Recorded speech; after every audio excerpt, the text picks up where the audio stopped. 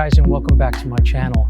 This video is going to be very different for me. As you can tell, I found a quiet spot in the park. It's kind of eerie actually. There's very few people around, which is great for filming this. And it's kind of a perfect setting for the kind of conversation or the kind of thing I want to talk about today. I'd like to share with you an approach to becoming a professional photographer. There are so many different ways that you've probably heard about online and through following other people's YouTube channels or listening to documentaries of photographers or reading up on photographers on, what is the path? What does it take? How do you get there in becoming a professional photographer? When we think about the definition of professional, what that really means is that you're being paid to do that thing you're doing. So if you're a professional photographer, you are someone who's being paid to make photographs of some sort. Sometimes that can be through making the photographs themselves. It can be through running workshops on photography. It could be through teaching photography in a school setting, whatever that is, but making your living with photography. Many of you, and I'm sure many of you, are ambitious that way, in that you're looking at the potential life and you have this vision of becoming a professional photographer. I want to share with you a little bit about my story and maybe some insights that I can give you on how I became a professional photographer. I did shoot commercially for about 10 years. And so I can share with you some of those experiences and just a lot of the insights and sort of thoughts I've put into, what's the best method for getting yourself to do the thing you love to do and making money doing it. Especially today in the digital era where everybody has a digital camera and everyone can take a good, technically good photograph. Very different from, let's say, the 70s or the 80s, 60s, 70s, 80s, or any time before that, where film was being used and technology didn't make it as feasible or as easy to make competent photographs in terms of technically competent photographs. Then you had to be a technician, very much a technician. Nowadays, that a big part of that technical side is kind of taken away. Of course, you always have to have the artistic side. That is something that takes a long, long time to master, to establish your vision and do all of those kinds of things, which get into something even deeper. But the tools have made it so much easier to get a technically proficient photograph. Find what you love to photograph. It's one of the biggest challenges, I think, for anybody who's getting into photography. There's so many ways to get captivated. I mean, nature is beautiful, landscapes are beautiful. You're walking the streets, and as you know, I love to shoot street photography. It's amazing to just walk the streets freely and look for opportunities to make photographs in good light. And you might love architecture and want to do architectural photography. Some people love night photography. You might love portrait photography. My real passion, I find, lies somewhere between portraiture and street photography. But there's nature photography. There is macro photography. We can get into a whole conversation about, photographing those things that are almost beyond what the human eye can see, and really zooming in on something and looking at all the intricacies of a fine detail. Find what you love to photograph. That's really got to be the first step. Before you can become somebody who goes out there and sells their work to someone else, you have to first of all find that thing you love and then learn how to do that thing well. When the going gets tough, and it will get tough as you try to push yourself into that market where you want to make money with your photographs, you're going to go through a lot of challenges. And a lot of those challenges are going to force you to dig deep and really ask yourself whether you still want to continue doing it. And if you love what you're doing, if you love what you're photographing, that's going to give you the drive, the ambition to continue to do that thing. Find a company or an entity who makes or produces or includes the subject matter that you love to photograph. If you want to make a living as a photographer, there are different approaches. The linear process that you've heard about, a million and one times is, get good at what you do, create a portfolio. After you've built that portfolio, go out there and share it with the world until you get somebody to recognize that your work is good, and hopefully you get that break you want. Some people will say, go out there and do work for free, work for a nonprofit. But for me, it was about finding a company. I actually looked out for companies that created marketing material. When I looked at their marketing material, I said to myself, I want to be shooting that marketing material. My personal story is that I used to be very much into athletics and sports. In my very early days when I was a young person, I loved soccer, and I eventually became a soccer professional and became a Canadian national team player. And that was my passion for the very, very early stages of my life is sports and fitness. And so I found a company who was photographing a lot of sports athletes, celebrities, strong men, bodybuilders, football players, baseball players, soccer players, tennis players. I really wanted to be part of that. I thought I had something in common with the people that were being photographed for this company. And also, I could see myself relating to those people and being able to photograph them. And then also, I love portraiture, and I realized that portraiture was my calling. And so I thought, wow, this looks like a great company that if I could somehow work for this company, photograph for this company, that would make me very happy. And if I could make a living photographing for this company, that would make me even happier. For me, what I did is I entered into the company working in their marketing department, with my background being in graphic design and print production, for example. I went in with this company and I got hired as a designer. From a designer, I made my way up to being a studio manager within about a year. And then after that, I started to look at ways that I could continue to do a great job for the company, but also continue to build my photography on the side. And it doesn't really matter what you do. Go in there, work hard, get to know the people. And I can't emphasize that enough, how important that is. Get into a company, get to know those people, prove to them that you're a hard worker and that you care about the company and care about what they stand for. And in all of that, always remain humble. Continue to build your craft, but remain humble. And so already being within the company and getting to know the right people, building relationships, that dream wasn't so far-fetched anymore. I could work towards something like that. Share your work and your passion with the people you work with. So in the background, I'm always working on my photography, working on my eye and my vision, kind of trying to develop my craft, both on the technical side, on the artistic side. And I would do personal projects. So I would go out and create bodies of work and create personal projects for myself to sort of stretch myself and try to explore photography. I would do a lot of night photography and I have examples of where I was painting with light. And so I got into this one project, which was really exciting for me, where I was shooting a graffiti out on Queen Street West in Toronto. It's a great part of the city where I love to shoot in. So I had a close cousin of mine, actually, who was offered to be my subject for these photographs, where I would photograph him against these graffiti backdrops late at night when it was almost like pitch dark and they were very, very long exposures. And I was painting with light with flashlights, and I was basically just having fun with photography and trying to develop a look that was different for me, that was fun, that was unique in my eyes, and that it gave me an opportunity to explore and just develop my craft. I started to share that work, and without any expectations, just kind of having people become aware of the fact that I loved and I had a passion for photography.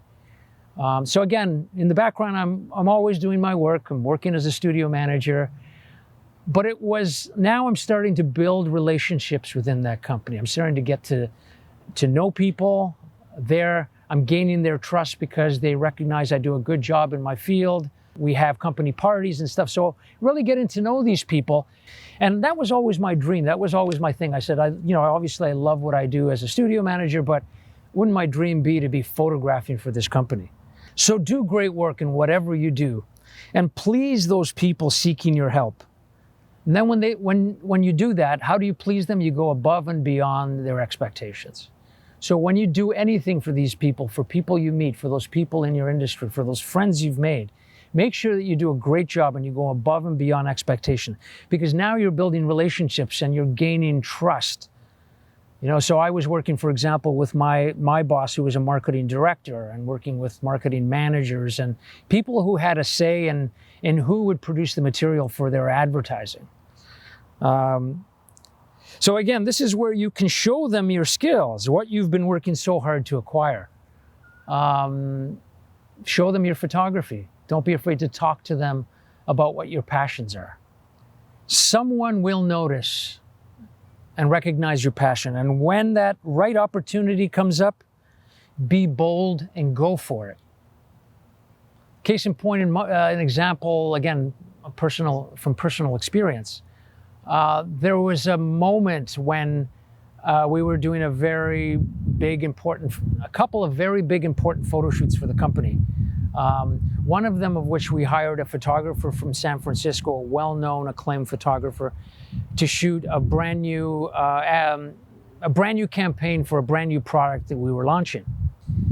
Simultaneously, another photo shoot had to take place for an existing brand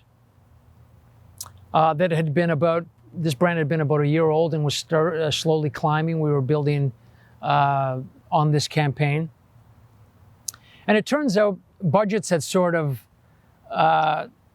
gotten really low in terms of the amount of money that was available for both projects was very slim. So in order to be able to finance the one very important shoot for the brand new brand, that second photo shoot had to take a bit of a hit, and there was very little budget money left to hire a photographer or hire a notable photographer. So one of the marketing managers who had seen my work really liked my work that I had done down on Queen West, the painting with light, the graffiti work, and thought, hey, we should really see if Carmen would be interested in doing that sort of, I really loved that cool photography he did, and it's very different. And I could see that working for this brand. Why don't we see if Carmen would be willing to actually shoot that himself for the company? And so, of course, one of the marketing directors came to me and asked me if I would be willing to do that. And of course, I took a deep breath. I was in awe. I was shocked. I was excited. And I said, yes. Did I totally know what I was doing? No, but I wanted to do it so badly that I said, yes, I'll figure it out. And I didn't tell him I would figure it out, but in the back of my mind, I was saying, I'll figure it out. I'll do it. I would love to do it. I'm excited. I've got ideas. And that's exactly what he wanted to hear. And so for the next 2 weeks, I was in awe. I'd go back home and I was, just thinking about all the ideas and all the ways that I could shoot these athletes in that setting, in the same part of Toronto, using graffiti. How would I shoot it for these guys? So I had a lot of meetings with the marketing managers, and we would talk about concepts. And of course, we had storyboards made up in terms of mood boards on how we were going to photograph these athletes. And I was really excited. So that was my chance. That was my opportunity to prove myself, to hopefully continue to do more photography for this company while being paid to do the work, because I was already working for the company. And so eventually, long story short, I became a studio manager / staff photographer for the company, and I ended up doing a lot of shoots for the company. Got to shoot some of the most incredible subjects, top mainstream athletes, tennis players, football players, a lot of bodybuilders, fitness athletes, female and male. Just had an amazing time. I was really living the dream, traveling around New York and LA and Las Vegas and Toronto, photographing all these people, and all the time really trying to stay humble and just trying to soak it all in, take it all in, and just enjoy it and love it for what it was. Just, really feeling gratitude that I was given that opportunity. Knowing that I worked really, really hard to develop my craft, that I still to this day have so much to learn about photography, but I did my very best, just took it upon myself to take that opportunity and go for it. And so that opportunity came for me, and it can happen for you. You know, as long as you're doing what you love to do, and realizing that it may be a long road, it may not happen right away. Continue to do what you love to do and look for those opportunities so that when those opportunities present themselves, you'll be ready. You will have your craft, you'll have your ideas, you'll have a vision on what you want to do with your photography and what you're best at. So once you've been given that opportunity, make sure you do great work. Good enough is not good enough. It needs to be great work. Continue to push yourself. Remember that that initial work that you do has a huge impact. It's like a first impression. You have to make a great first impression. Make it great. Work. Look at different angles. Shoot it from different perspectives. Use different approaches. Give these people more than they ask for, because you want them to be in awe with your work. You want them to come back to you and ask you to do it again and again and again. Okay, really, really important. This is where you can show your skills. You can show all your skills that you've developed in the background while you were doing your paid job. And now suddenly it's making a shift. Now your paid job becomes your photography. That's where that shift can happen. Soon they'll be coming back to ask for more. If they love your work, if you've gone above and beyond, remember in the background, you've already built those relationships. They already trust you. They already know what's most important, which is that you can get it done and you will get it done and you are responsible. And you do understand their advertising and you do understand their target audience and you do already understand what it takes because you've already proven that. Before you've ever shot a single photograph for them, you've already proven that most important part, which is gaining their trust. You've already done that. If you're doing what you love, you're going to work hard regardless. You're going to work hard. But don't go around, this is my personal advice to you, don't go around flaunting that you're doing this great work, that your work is better than anyone else. Stay humble. Stay humble. Let others come out and tell you how much they appreciate your work. On your end, you're just doing what you love and you're working hard doing it. It was this really living the dream for me. It's like, okay, I'm getting a call, an email or a phone call today saying, okay, in 2 days, you're going to Vegas to photograph, Mr. Olympia, Jay Cutler. Or tomorrow morning, you're leaving to go down to Oklahoma City to photograph Russell Westbrook.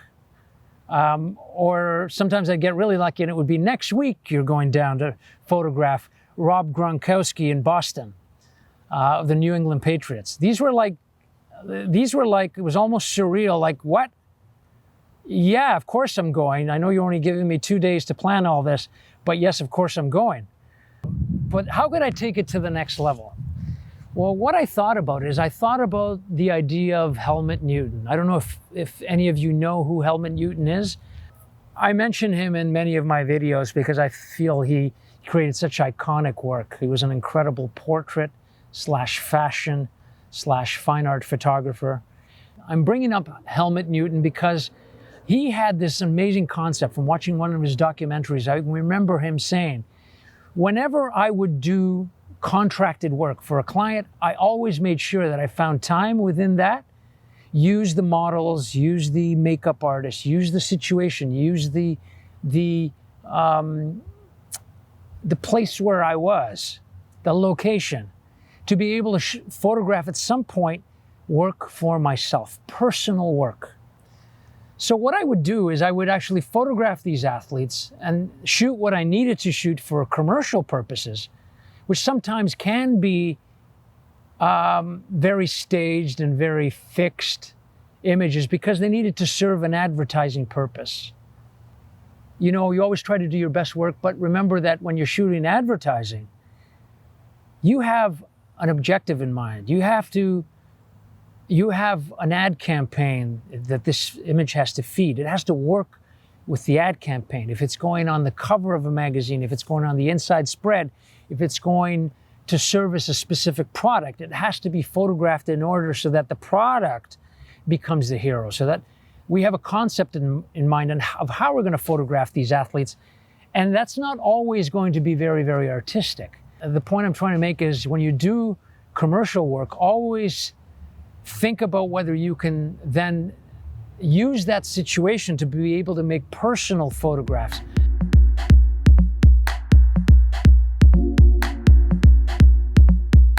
The last thing I want to say is that I hope that this story and all these ideas I've shared will help you to create a great body of work for yourself, to help you to find ways and find inspirations to become that professional photographer you've always wanted to be.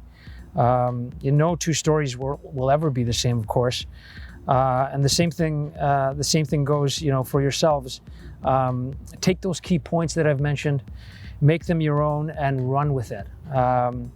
You won't know until you try. You really won't. If you do what you love, if you follow your passion, I promise you, you may not always make all the money you want, but you will love what you do. And when you do what you love, somebody will notice that, and they'll be coming to you to ask for pictures.